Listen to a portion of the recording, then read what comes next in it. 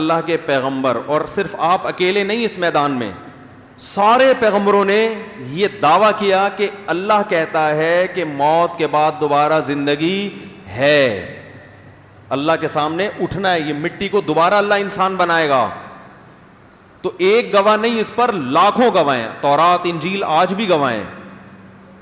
حضرت موسیٰ نے بھی دعویٰ کیا، حضرت عیسیٰ نے بھی، حضرت ابراہیم نے بھی، جتنے پیغمبر آئے نا اللہ کا پیغام لے کے، سب نے ہمیں یہ بتایا کہ موت کے بعد ختم نہیں ہو جاتے، دوبارہ اس مٹی کو جان ڈال کے انسان بنائے گا، اللہ کھڑا کرے گا اپنے سامنے. تو اب دلائل تو بڑے مضبوط ہیں کہ وہ لوگ خبر دے رہے ہیں جن کی زبان سے کبھی جھوٹ صادر نہیں ہوا، اور بہت سارے گواہوں کے بیان میں اگر ذرہ برابر بھی تضاد نہ ہو تو خود وہ بیان معتبر ہوتا ہے کہ یار وہ بھی یہی کہہ رہا ہے، وہ بھی یہی کہہ رہا ہے، وہ بھی یہی کہہ رہا ہے، وہ بھی یہی کہہ رہا ہے، وہ بھی یہی کہہ رہا ہے، اس کا مطلب یہ خبر سچی. ارے کسی نے آپ کو آ کے بتایا کہ فلاں جگہ بم پھٹا ہے، بولٹن مار، اللہ نہ کرے بہت دنوں سے بم نہیں پھٹے، اللہ بچائے رکھے ہم کو، لیکن مثالیں پھٹنے پھٹانے کی آ گئی ہیں دماغ میں، کیونکہ اتنے کراچی میں بم ماضی میں پھٹ چکے ہیں. فرض کرو ایک آدمی نے آ کے بتایا کہ بھائی بولٹن مارکیٹ میں کیا پھٹا ہے؟ بم. آپ نے کہا یار ہو سکتا ہے شب برات کا پٹاخہ ہو، اس کو بم لگ رہا ہو. دوسرے نے آ کے بتایا اڑے میں بولٹن مارکیٹ سے آ رہا ہوں بھائی، کیا پھٹا ہے؟ بم پھٹا. جو ٹائم اس نے بتایا وہی ٹائم دوسرا بھی. تیسرا آ کے بتاتا ہے ارے بھائی وہ بولٹن مارکیٹ سے میں گزر رہا تھا، وہ بھائی ایسا خطرناک بم پھٹا، اللہ کی پناہ بھائی. ٹائم وہ بھی سیم بتا رہا ہے.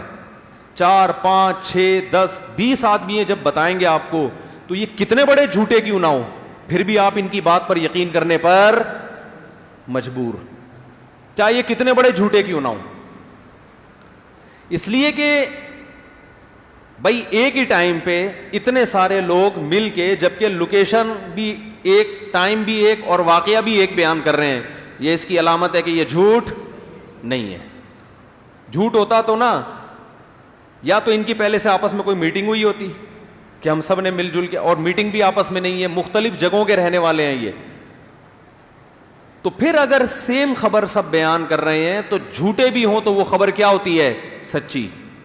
لیکن اگر یہ بیان کرنے والے سچے ہوں تو پھر خبر کتنی اوتھینٹک بن جائے گی. کیا خیال ہے بھائی جان؟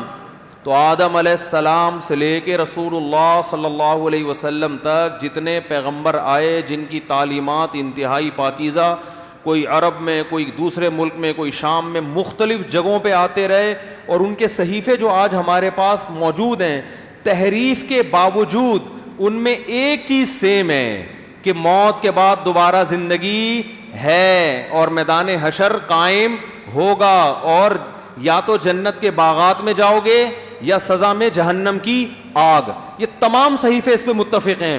اس کا مطلب کہ بھائی یہ خبر کیا ہے؟ جھوٹی نہیں ہے، یہ خبر سچی ہے، یہ خبر سچی ہے. لیکن وہی بات ہے کہ بھائی 2 آدمیوں نے گواہی دی، خبر تو بالکل ٹھیک ہے، لیکن یہ جس کو چور قرار دیا جا رہا ہے سمجھ میں نہیں آ رہا کہ ایسا آدمی چور ہو کیسے سکتا ہے. تو اب مدعی کے ذمے ہے کہ وہ یہ ثابت کرے کہ جس کے بارے میں میں نے یہ کہا ہے نا کہ یہ چور ہے، تو یہ عقل سے بعید نہیں ہے، اس کی ذرا مزید ٹیسٹ کروائیں، اس کا لیبارٹری، اس کے سارا خاندان کیا تھا. یہ جھوٹ بول رہا ہے کہ میں اتنی میری دولت اور اتنا، یہ کچھ بھی نہیں ہے، چرس پیتا ہے، ٹھیک ہے نا، چرسی ہے یہ. تو ایسے آدمی سے چوری کے وقوع کا صدور ہونا عقل سے بعید نہیں ہے. تو اب آپ کے ذمے یہ ہوگا کہ آپ یہ ثابت کر دیں کہ یہ عقل سے ماورا دعویٰ نہیں ہے. تو اب ہوا یہ کہ تمام پیغمبروں نے ایک دعویٰ کیا کہ موت کے بعد دوبارہ زندگی. وہ پیغمبر سچے تھے، لیکن لوگ کیا کہتے تھے کہ یہ پیغمبر بے شک سچے ہوں، انہوں نے کبھی جھوٹ نہیں بولا، لیکن یہ بات ہماری عقل میں نہیں آتی کہ مٹی سے دوبارہ انسان بن کیسے جائے گا. تو قرآن اس پہ ثابت کر رہا ہے کہ یہ عقل سے بالا تر نہیں ہے، کیونکہ اس سے زیادہ عجیب کام ہم پہلے کر چکے ہیں. وہ نہ ہوئے ہوتے پھر عقل سے بالا تر ہوتا، اس سے بھی زیادہ عجیب عجیب کام ہو چکے ہیں، بھول گئے ہو تم. اللہ فرماتے ہیں کہ لخلق السماوات والارض، آسمانوں اور زمین کا پیدا کرنا یہ زیادہ مشکل کام ہے تمہیں دوبارہ پیدا کرنے سے. جو پہلی مرتبہ پیدا کرتا ہے وَهُوَ أَهْوَنُ عَلَيْهِ, اس کے لیے دوبارہ پیدا کرنا آسان ہوتا ہے. فرسٹ ٹائم کسی چیز کو بنانا مشکل. جس سائنسدان نے پہلی دفعہ روبوٹ بنایا وہ توڑ کے دوبارہ کیوں نہیں بنا سکتا بھائی؟ اب وہ سائنسدان دعویٰ کر رہا ہے میں دوبارہ بناؤں گا, آپ کہہ رہے ہو ساڑی عقل وچ نہیں آندا. جاپان کے سائنسدان سے آپ پنجابی میں بات کر رہے ہو, وہ کہہ رہا ہے بھائی چنگ پونگ چنگ پونگ چنگ پونگ کر کے سمجھا رہا ہے کہ میں نے یہ روبوٹ بنایا نا, میں اس کو کھول رہا ہوں اسکرو سے, پورا کھول کے میں دوبارہ جوڑ دوں گا. آپ کہہ رہے ہو بھائی دعویٰ کرنے والا تو سچا ہے, جاپانی ہے, جھوٹ نہیں بولتے, لیکن یہ بات ساڑی عقل وچ بولو نا نہیں آ رہی. یار اتنی پیچیدہ مشین توڑ کے دوبارہ کیسے بنا دو گے؟ بھائی یہ نہیں آ رہا میری سمجھ میں. تو کہے گا کم بخت پہلی دفعہ جب میں نے بنایا ہے بھائی وہ آ گیا سمجھ میں تیرے ہیں, یا تو یہ بول پہلی دفعہ بھی نہیں بنایا ہی نہیں ہے. پہلی دفعہ پیدا ہونے کو تو مان رہا ہے کیونکہ وہ تو دیکھ رہا ہے.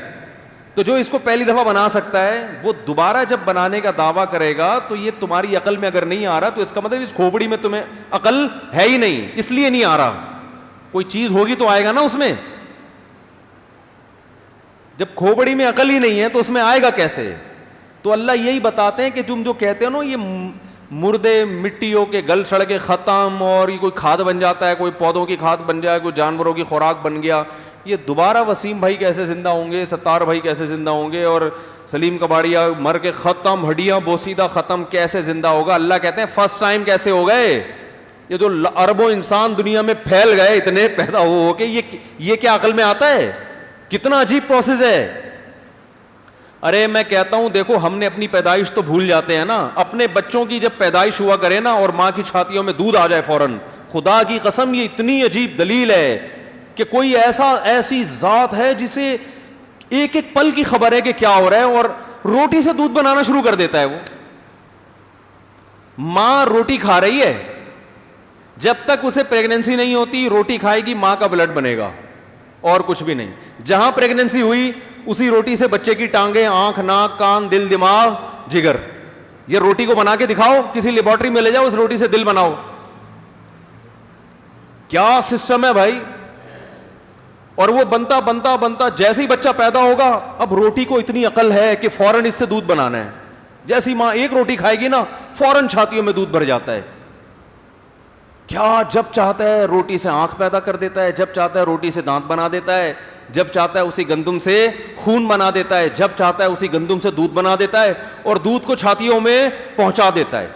اور اس روٹی سے جو بچے کا دماغ بنایا اس اللہ نے, اس دماغ میں کچھ بھی نہیں ہے, صرف یہ ہے کہ مجھے دودھ کہاں سے ملے گا. یہ اسی روٹی سے اس نے اس دماغ میں ڈال دیا.